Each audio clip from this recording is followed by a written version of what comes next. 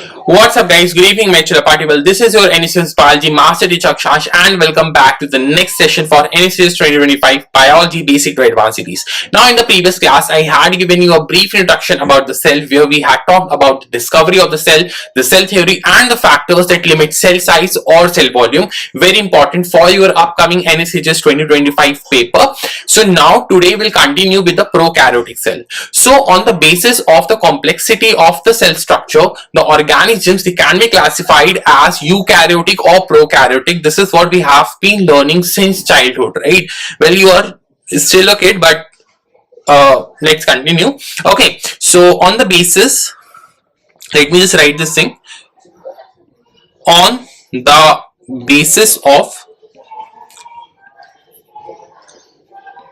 complexity of cell structure, the organisms, they can be classified to be eukaryotic or prokaryotic, right?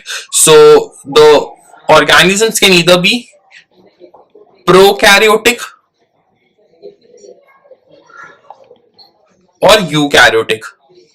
Now let me ask you this question. When you say prokaryotic or eukaryotic, tell me what do you understand by these terms? Write it in the chat box. Let me just check your basics. Well, what do you mean by a prokaryotic cell or a eukaryotic cell? Okay, so the cell structure where the nucleus is bounded by a membrane and the membrane bound organelles are present, such cell structure will be called as to be eukaryotic. Whereas the structure lacking a membrane bound nucleus and lacking the membrane bound cell organelles, the cell will be called to be prokaryotic, right? So these are the definitions for these two terms. So I'll give you a brief difference between eukaryotic and a prokaryotic cell. So first of all, we can talk about the definition, right? So any cell that contains a clearly defined nucleus and membrane bound cell organelles, it will be called to be a eukaryotic cell. Any unicellular organism that does not contain a membrane bound nucleus or organelle, it will be called as a prokaryotic cell. Now the examples, so animal, plant, fungi and the members of Protista, they all are eukaryotic, whereas the members of the kingdom Monera, they are prokaryotic, right? So bacteria and archaebacteria as well, they are prokaryotic. Okay, so nucleus, as I told you that the nucleus is going to be membrane bound. Okay, so it is present in prokaryotic cell. The nucleus, like the well defined membrane bound nucleus, is absent. The genetic material lies freely in the cytoplasm, so that is known as nucleoid. Okay, so instead of nucleus you have nucleoid in case of prokaryotic cell. The cell size, the eukaryotic cells are larger in size compared to the prokaryotic cell. Okay, and these are some other important differences that we will learn in the upcoming classes. Okay, so till now I just have taught till the cell size, so that's why I have discussed the differences till the cell size. Now the points that are given ahead, we'll be discussing these points later in the session. Okay, so let's start with the prokaryotic cell now. So the structure of a prokaryotic cell. So this is how a prokaryotic cell looks like. We will be talking about each and every single part individually. Okay, so first of all, let's start with the very outermost layer, that is the cell envelope. Okay, so the very first part that we have, that is known as the cell envelope. Okay, so we are moving from the outside to the inside of the cell. So the very first component that you get, right, the very first component, that is the cell envelope. Cell envelope. Now this cell envelope has three parts. This cell envelope has three parts. So first of all, you will have the glycocalyx. You will have the glycocalyx. Then you have the cell wall. And finally you have the plasma membrane. Finally you have the plasma membrane. So the glycocalyx, it is basically the mucilage shield that is present outside the cell wall. Now what is the function of the glycocalyx? So the glycocalyx basically provides protection to the bacterial cell. Protection from what? Protection from chemical substances like toxic substances, from drugs, from phagocytes. It also impart the virulence to the cell. Okay, so that is the function of the glycocalyx. Now the bacterial cell wall, the next component inner to the glycocalyx, is going to be the cell wall. Okay, so the bacterial cell wall, it is made up of a hetero or a complex polysaccharide, that is peptidoglycan. So the bacterial cell wall is made up of peptidoglycan. And then we have the plasma membrane. So the structure of the plasma membrane is going to be exact of what we will study in the eukaryotic cell. So here I will just give you a brief introduction about the plasma membrane, and then when we'll talk about the eukaryotic cell, there will talk in depth about the structure of the plasma membrane. Okay, so let's start with the glycocalyx first. So I'll write all the terms, all the definitions that I have said. So the glycocalyx, it is the outermost layer of the cell envelope. Outermost layer of the cell envelope.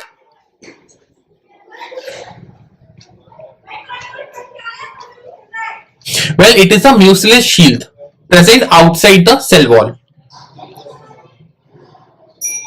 It is basically the mucilage shield that is present outside the cell wall. What it is made up of, if you want to know about the chemical composition, so it is made up of non-cellulosic polysaccharides with or without proteins. Non-cellulosic polysaccharides with or without proteins. Correct. Now, what is the function of the glycocalyx? So the function is basically to provide protection to the cell. Okay, so what is the function? So it provides protection from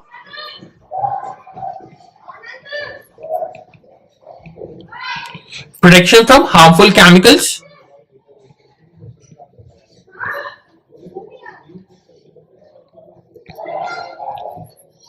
drugs, phagocytes,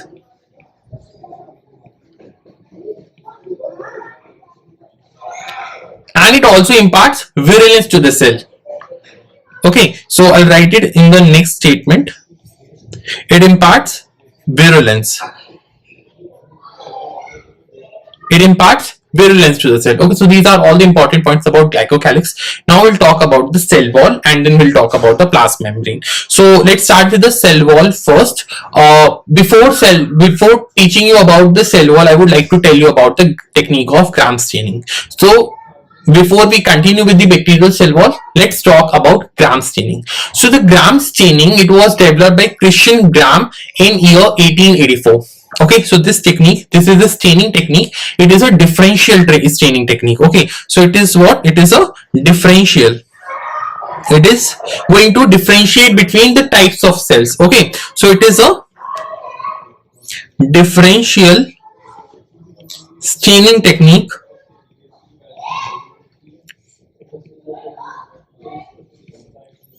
that was developed by Christian Gram.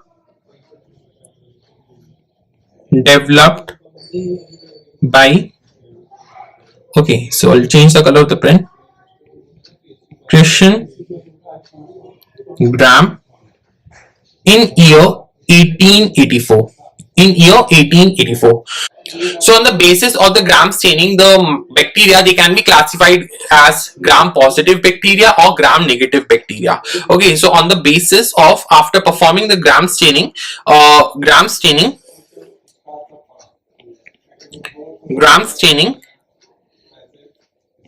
the bacteria, they can either be Gram positive or Gram negative. So before getting into the depth of this Gram positive and Gram negative bacteria, I would like to tell you about the procedure for Gram staining. So first of all, we take a glass slide and we place a drop of the microbial culture over it, and we lightly place this slide over a burning flame. This is the first step, that is of heat fixation. So basically you stick the cell to the glass slide, right? That is the first step, that is of heat fixation. So here you can look at this particular diagram. So here we have two types of cells, right? The cells, we cannot differentiate between them right now. Why? Because they are unstained. We haven't performed the staining, right? So now the next step is the addition of the crystal violet. Crystal violet is a cationic dye. It is a cationic dye, so it will go and it will bind to the peptidoglycan, right? The component peptidoglycan of the bacterial cell wall. So after the crystal violet is added, the next treatment is of the iodine treatment. Iodine is also known as a moderate for gram staining, right? So iodine, what it does, the iodine, it makes the crystal violet iodine complex, hence fixing the crystal violet into the structure of the peptidoglycan. Next step is the step of the decolorization. The next step is of the decolorization, where we wash the cell with the help of alcohol or acetone, right? So here iodine treatment, I'll tell you about the percentage. So we take 0.5% iodine solution. Okay, iodine solution,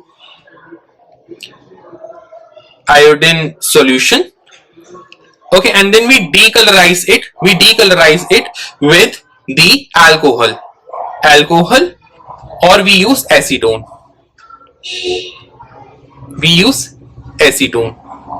Okay, so after performing the step of decolorization, some cell will lose their color and some will retain the crystal violet color. So since some of the cells had lost their crystal violet color, right, the violet or blue violet color, okay, so again, since the cell has no stain, so we will not be able to visualize it. So we will add the counter stain, that is safranin. So safranin will impart a red to pink color to the cell, right, to the cell that had lost its color.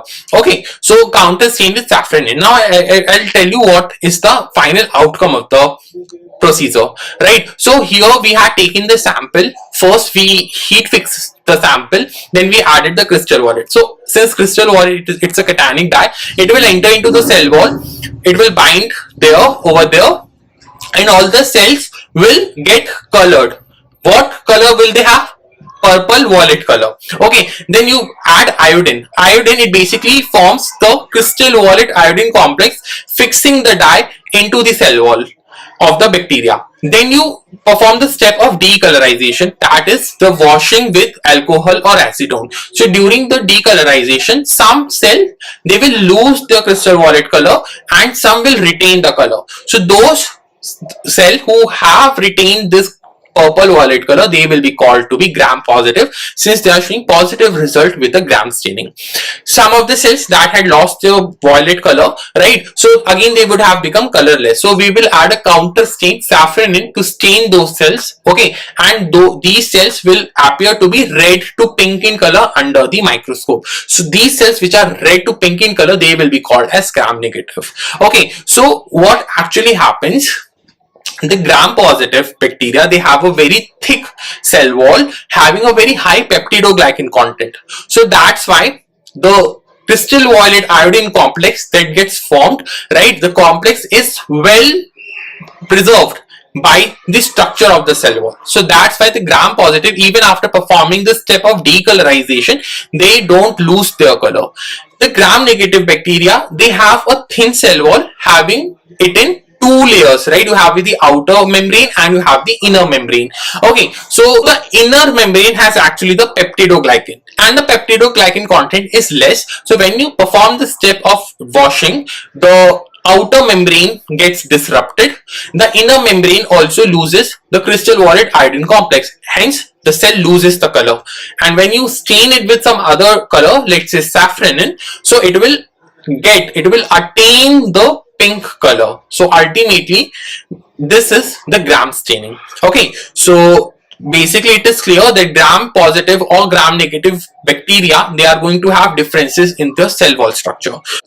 So now, before getting into the depth of gram positive and gram negative bacteria, let's talk about the structure of peptidoglycan first. Okay, so we are talking about peptidoglycan.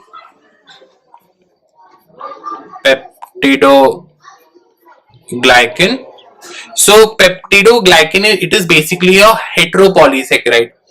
It is made up of alternating units of NAG and NAM, N-acetyl glucosamine and N-acetyl muramic acid. Okay, so you have chains, you have multiple chains, and each chain is going to be made up of alternating units of NAG and NAM.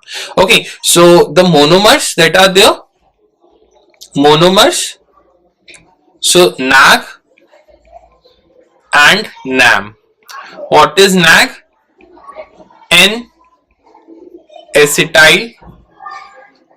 glucosamine.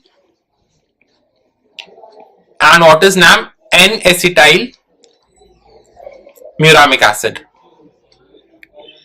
Muramic acid. Correct? So monomers, NAG and NAM, they are going to be arranged in alternating. They are going to be arranged in alternate manner in the form of multiple chains. Okay, so I can show you a structure for this. So let's say here you have, right, so I can color it, right? So let's say the pink, the red one are the NAG units, and the blue one, they are the NAM units. Okay, so let's say this is NAG. Okay, so this is NAG, this is NAG, this is NAG, this is NAG, and the same way this is NAM, this is NAM, this is NAM, this is NAM. Okay, so NAG, NAM, NAG, NAG.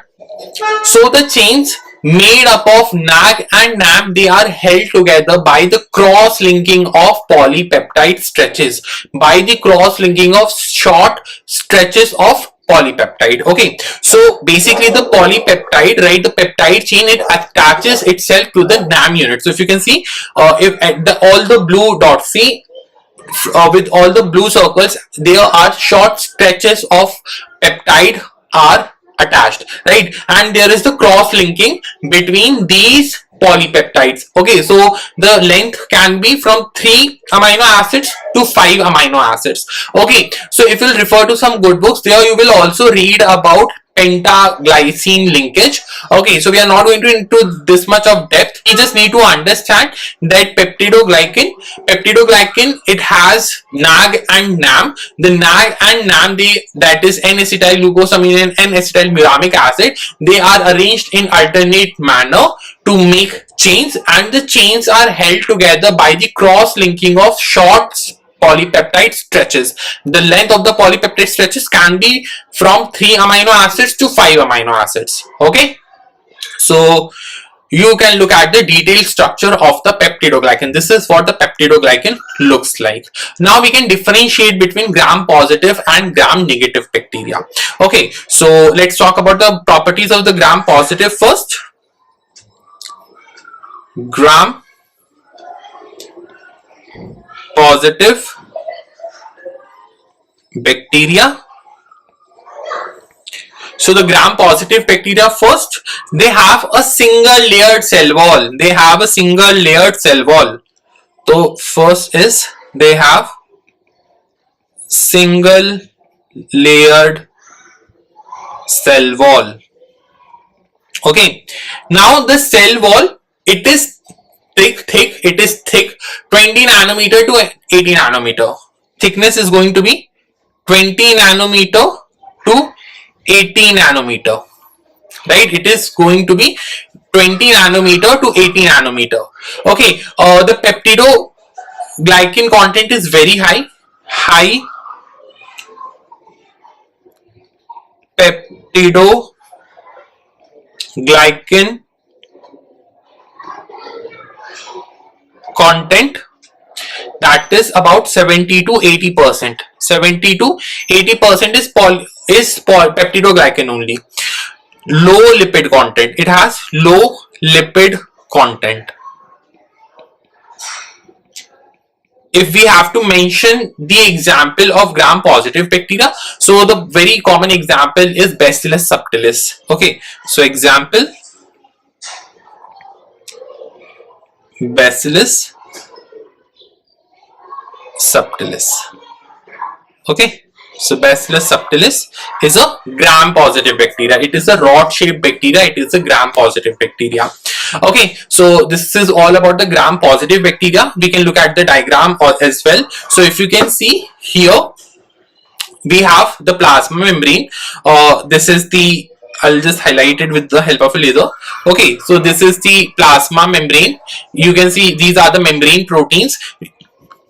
You have some space, so this space is known as periplasmic space. The space between the plasma membrane and the cell wall, it is known as periplasmic space. So basically this is the periplasmic space, and here you have the bacterial cell wall, which is made up of peptidoglycan, so it is a single layered cell wall, and it has a very high percentage of peptidoglycan, somewhere around 70 to 80%, and the lipid content is very less. Okay, I hope it is clear till here. Now we can talk about the gram negative bacteria. Okay, so let's talk about gram negative bacteria. So the gram negative bacteria, they have two-layered cell wall.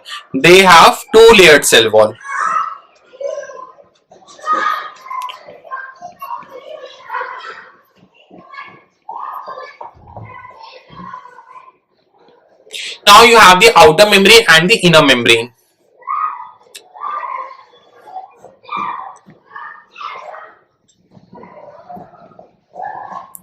Outer membrane and the inner membrane. So the outer membrane, it is going to be made up of lipopolysaccharides. So the outer membrane, it is made up of lipopolysaccharide. Okay, lipopolysaccharides. And the inner membrane, it is going to have the peptidoglycan.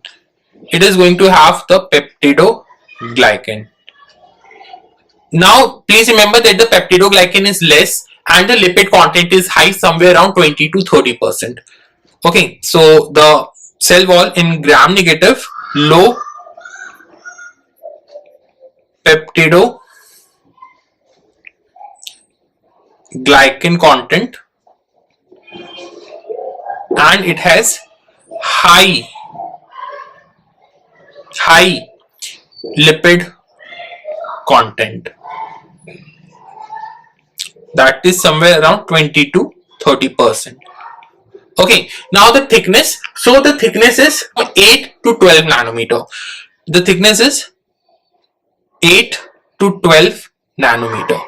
Where in the case of gram positive, it was 20 to 80 nanometer. Okay, so we can look at here as well again. So first of all, here you have this is what? So this is your plasma membrane. Okay, this is your plasma membrane. Here we have our plasma membrane. Then here we have the periplasmic space. Okay, so the space between the outer membrane and the plasma membrane is a periplasmic space here in case of gram positive. So this is the outer membrane. If you can see, so this is the outer membrane which has which is made up of lipopolysaccharide. Okay, so here you have the lipopolysaccharide, and then here you have the inner membrane. So the inner membrane is actually made up of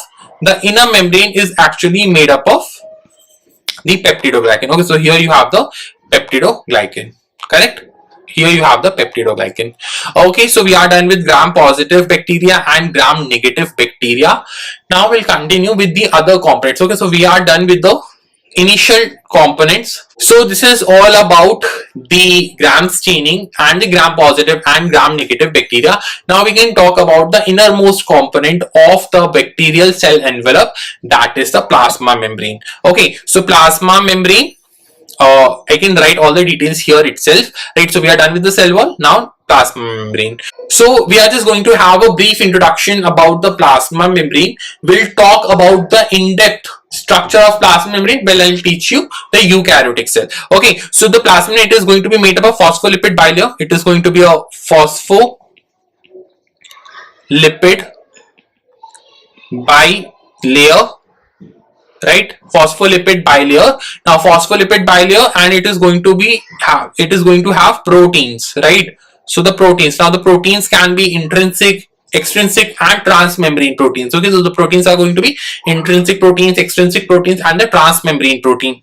Now this is very important. Next, about the function of the plasma membrane. So the plasma membrane is selectively permeable. Also it has the various enzymes attached to it. Okay, so the plasma membrane also takes participation in respiration, synthesis of lipid and cell wall components.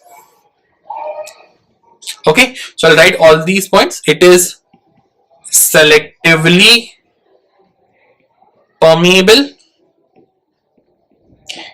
and function. So it is basically metabolically active. Why? Because the various enzymes are attached to it. Okay, it participates in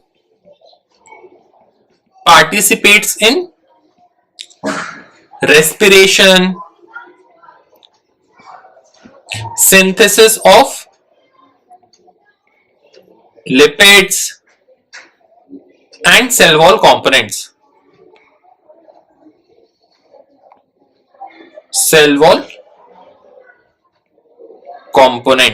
Okay, so just minimize this, and yep, here you can read all the details about the plasma membrane.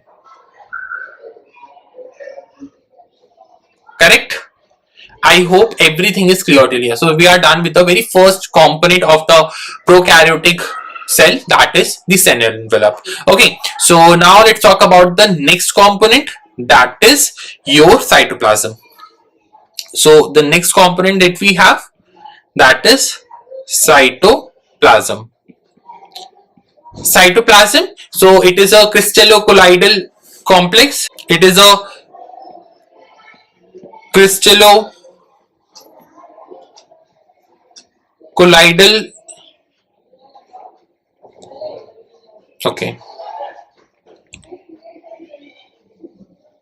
complex that represents the protoplasm, excluding the nucleoid, right? So it represents the protoplasm excluding the nucleoid. So all the biochemical reactions, they are going to take place in the cytoplasm itself. Now the cytoplasm of the prokaryotic cell, it looks granular, right? Okay, so it is the site for all biochemical reactions.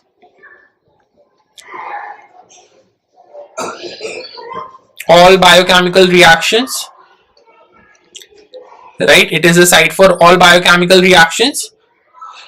Next, it is granular. It is granular in case of prokaryotic cell, and there is the absence of cytoplasmic streaming. No cytoplasmic streaming. Please remember, it's a very important point that there is no cytoplasmic streaming in case of prokaryotic cells. So cytoplasmic streaming, also known as cyclosis. So cyclosis doesn't happen in the case of prokaryotes. Okay, so done with the cytoplasm. Also, next, that is a very important component, that is mesosomes. We'll talk about the mesosomes now. Okay, so the third component are the mesosomes. Okay, so what are mesosomes? So mesosomes, basically they are the invagination of the plasma membrane inside the cell, right? These are the foldings, or I can say like these are the circular or villiform specialization of the cell membrane. Okay, so I can write that these are circular to villiform specialization of plasma membrane, right? It is formed by the invagination of the plasma membrane. Now, very important, what are the functions of the mesosomes? So the mesosomes, basically they take part in the cell wall formation, they take part in the nuclear division, and also it contains many respiratory enzymes, right? The respiratory enzymes are attached to the mesosomes, in along with the plasma membrane. So respiratory enzymes are also attached to the plasma membrane as well as to the mesosomes. So that's how it also acts in a manner similar to that of mitochondria of a eukaryotic cell. Okay, so what are the functions of the mesosome? So nuclear division, it helps in nuclear division,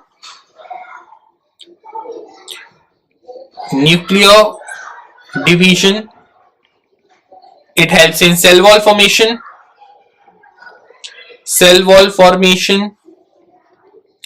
okay, it contains respiratory enzymes, but the respiratory enzymes are also present in the plasma membrane, right? They are also attached. The respiratory enzymes are also attached to the plasma membrane, right?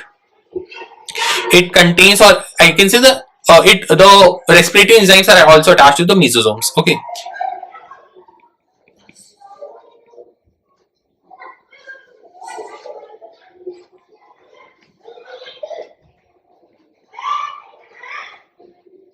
Present over the surface.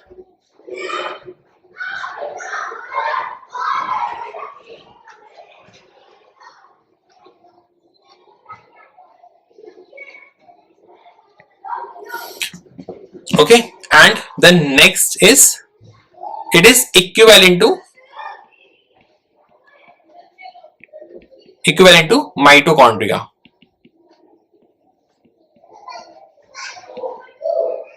Of eukaryotic cell. Okay, so this is all about mesosomes. Well, one very important point, that mesosomes are prominent in gram positive bacteria. They are less prominent in gram negative bacteria. Okay, so this is also a point of differentiation between gram positive and gram negative bacteria.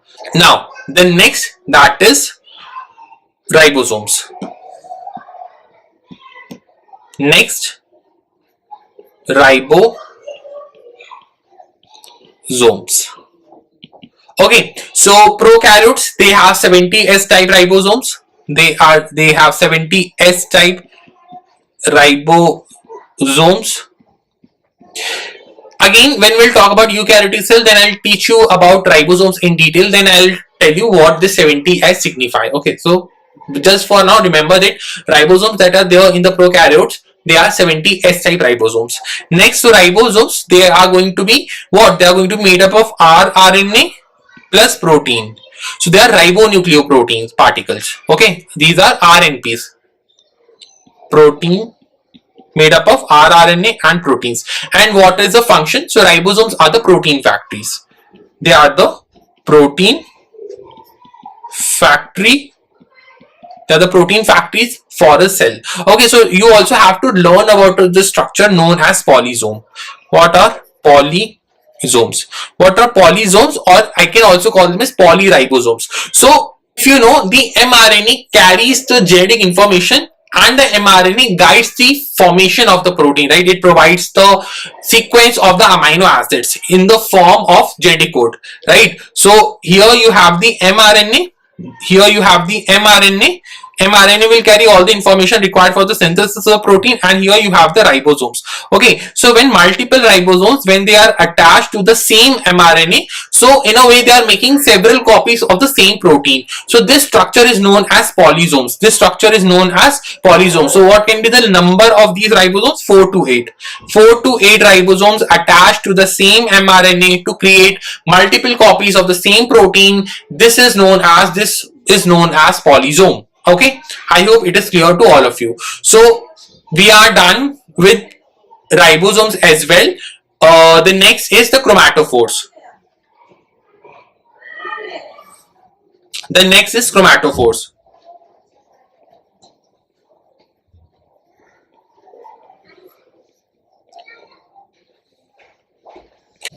So the next structure that we will be talking about are the chromatophores. Chromatophores, these are the structures that are there in the photosynthetic or autotrophic bacteria, like blue-green algae, green bacteria, purple bacteria. Okay, and they basically contains the photosynthetic pigments. Okay, so where they happens, I'll write the examples. They are present in blue-green algae.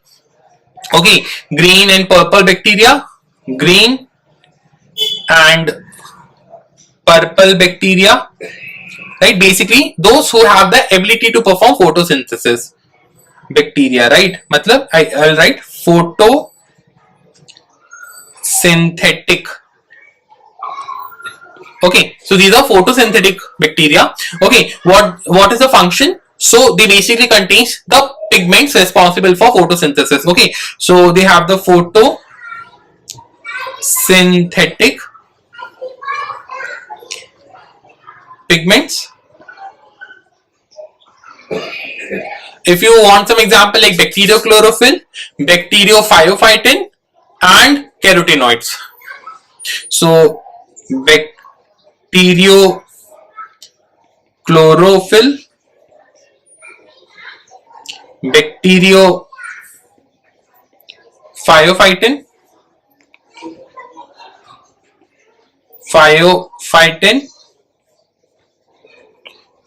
and carotenoids,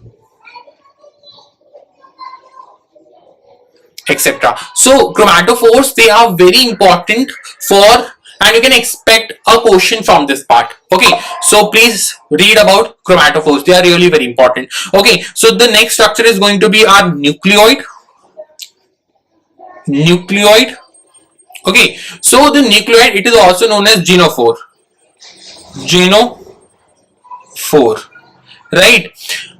Genophore, it is also called as incipient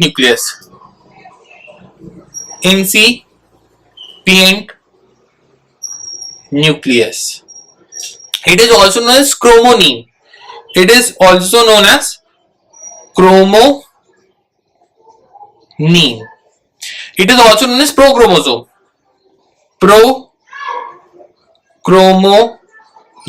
so basically the prokaryotes, they have their genetic material lying freely in the cytoplasm. You have circular double-stranded DNA. What you have? You have circular double-stranded DNA lying freely in cytoplasm.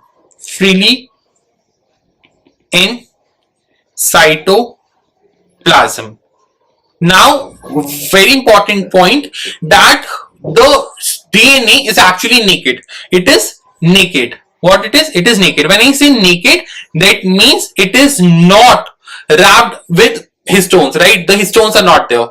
Histones are absent. Histone proteins absent. So instead of histone proteins, for the packaging of the nuclear material, you have polyamines. Instead of histones, what you have? Instead of histones,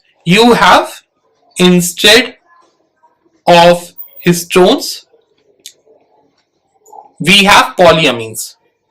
Polyamines are present, right? Very important.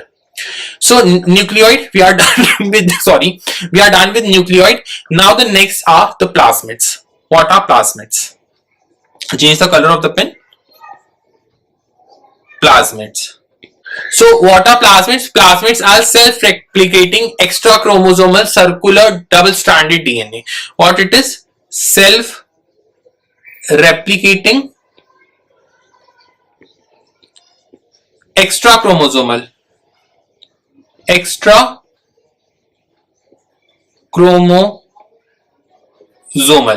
Okay, self-replicating extrachromosomal double-stranded circular DNA.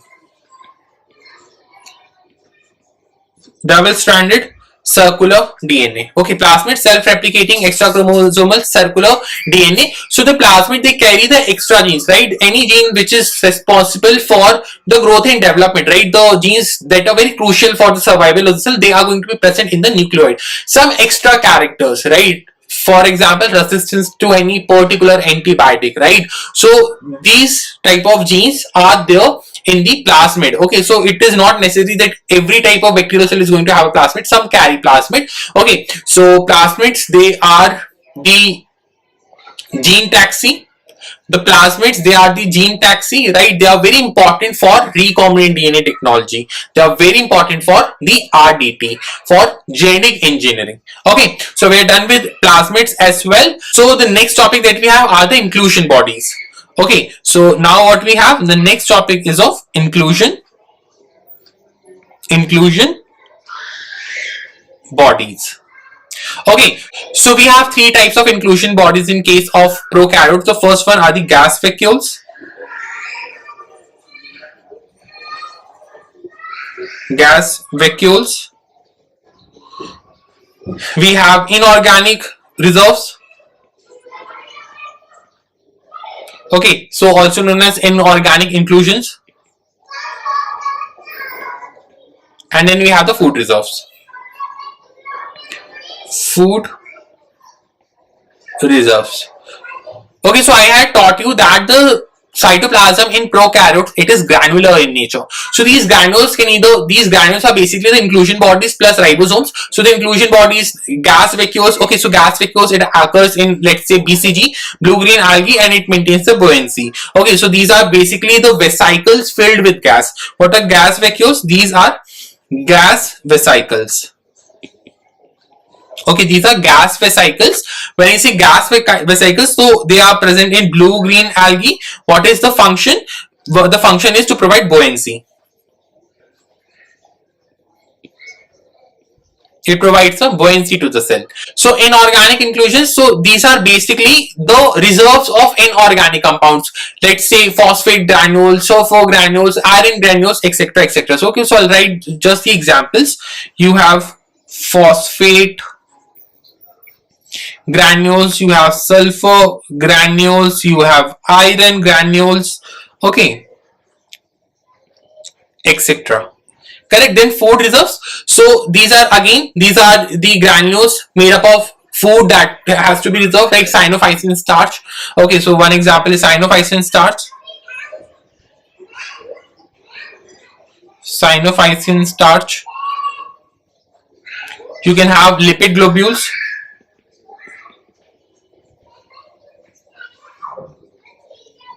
Or you can have protein globules, right? You can have protein globules. Correct? So here are the food reserves. So now we can take a quick recap of what we have learned till now, and I think the time is exceeding, so we'll continue with the other components. Only three components are flagella, pili and fimbria in the next class. Let's take a quick recap of what we have learned till now, and then we can wrap up the class. We'll continue ahead with this topic in the next session, and also in the next session I'll continue with the eukaryotic cell. Okay, so what we have learned till now. So first I taught you that on the basis of the complexity of the cell structure, the living organisms, they can either be prokaryotic or eukaryotic. Then we went through a table that shows the differences between eukaryotic cell and prokaryotic cell, right? You can pause the video right over here and you can look at this table, correct? Then we talked about the very first component of the prokaryotic cell, that is cell envelope. Cell envelope has three layers. The outermost one is of the glycocalyx, then we have the cell wall, and we have the plasma membrane. Glycocalyx, so it is the outermost layer of the cell wall. Then it is basically the mucilage shield around the cell wall, right? No, it is made up of non-cellulosic polysaccharides with or without proteins. Okay, what is the function of the glycocalyx? So protection from harmful chemicals, drugs, or phagocytes, and it also imparts virulence to the cell. Now the cell wall. So cell wall, it is made up of peptidoglycan, and the plasma membrane made up of phospholipid bilayer plus proteins. The plasma membrane is selectively permeable, metabolically active. It participates, right? It has the enzymes present over its surface that help in respiration, synthesis of lipid, all cell wall components. Then we talked about the Gram staining. Gram staining, it is a differential staining technique that was proposed by Christian Gram 1884. It classifies the bacteria into two categories: gram positive, that show positive results towards gram staining, and gram negative, that show negative results towards gram staining. Then we talked about the procedure from gram staining: fixation, treatment with crystal violet, iodine treatment, decolorization, or the decolorization actual the step which washes out the crystal violet iodine complex from the cell. Those who retain the violet color, they are called as gram positive. Those who lose their crystal violet color, they get stained with safranin, they appear to be pink or red in color under the microscope. They are considered as gram negative bacteria. Okay, then we talked about the structure for peptidoglycan. So peptidoglycan, the monomers, so you have chains. The chains are made up of repeating units of NAG and NAB, N-acetylglucosamine and N-acetylmuramic acid. Now these chains are held together by cross-linking of short polypeptide stretches. The stretches, they can have a length of 3 to 5 amino acids. Okay, so this is the structure that we had gone through. Then next, so gram positive bacteria, they have single layered cell wall, having a thickness of 20 nanometer to 80 nanometer. The cell wall has a very high percentage of peptidoglycan, 70 to 80%. The lipid content is very less. The example is Bacillus subtilis. Gram negative, so the thickness of the cell wall is 8 to 12 nanometer. The outer membrane made up of lipopolysaccharides, inner membrane that contains the peptidoglycan. So the peptidoglycan content is low and it has a very high lipid content, 20 to 30%. So basically this describes when you wash the cell with the alcohol. So if the lipid content is going to high, the membrane will get disrupted, right? Having higher lipid content and treating it with alcohol will disrupt the membrane. Okay, and also having low peptidoglycan content actually result in losing of the crystal violet iodine complex. That's why the gram negative bacteria, they end up losing their violet color. Okay, so this is an example of gram negative bacteria, Escherichia coli. Okay, so I forgot to mention the example. Example is E. coli. Okay, so very important. Next, cytoplasm crystallocolloidal complex. So it is the site for all the biochemical reactions. It is granular and prokaryotes lack cytoplasmic streaming. Then we talked about the mesosomes. So these are the mesosomes. They are circular to villiform specialization of the plasma membrane. They are the invagination of the plasma membrane inside the cell, right? What are the functions? So it helps in nuclear division, right? Cell wall formation. It also, the respiratory enzymes, they are present over the surface. It is equivalent to mitochondria of the eukaryotic cell. Then we have the ribosomes. Okay, so the ribosomes, 70S type ribosomes, what are they? So they are the ribonucleoprotein particles. Okay, so they are the RNPs made up of rRNA plus proteins. Then we talked about polysomes. So 4 to 8 ribosomes attached to the same mRNA, making multiple copies of the same protein. This structure is known as polysome. Then we talked about the chromatophores. So blue, green algae, green and so purple bacteria, the photosynthetic bacteria, they basically have the chromatophores. The chromatophores, these are the structures that contain photosynthetic pigment like bacteriochlorophyll, bacteriophyophytin, or carotenoids, etc. We talked about nucleoids. So the nucleoid, genophore, incipient nucleus, also known as chromoneme or prochromosome. So it basically has a circular DNA lying freely in the cytoplasm. The DNA is naked. That means it is not wrapped up around with the histone proteins. The histone proteins are absent. Instead of histones, they have polyamines. Okay, then we talked about plasmids. What are plasmids? So they are self-replicating extra chromosomal circular double-stranded DNA, and the plasmid, they carry additional genes, the genes that impart extra characters to the cell, such as resistance to antibiotic. Then we talked about inclusion bodies. So gas vacuoles, 3 types of inclusion bodies are there: gas vacuoles, inorganic inclusions, and food reserves. Gas vacuoles, gas vesicles, example blue-green algae, it provides buoyancy to the cell. Inclusion, inorganic inclusion, so the storage for phosphate, sulfur, iron, etc. And food reserves, so storage for thiophysin, starch, lipid globules, or protein globules, right? That's all from my side for today's class. If you have any doubt, you can mention your doubts in the comment section. I'll read, I'll reply back to them. Thank you very much. Keep on following this series. It is really going to help you a lot with your NSEJS preparation. That's all from my side, guys. Good night. Take care. See you in the next class.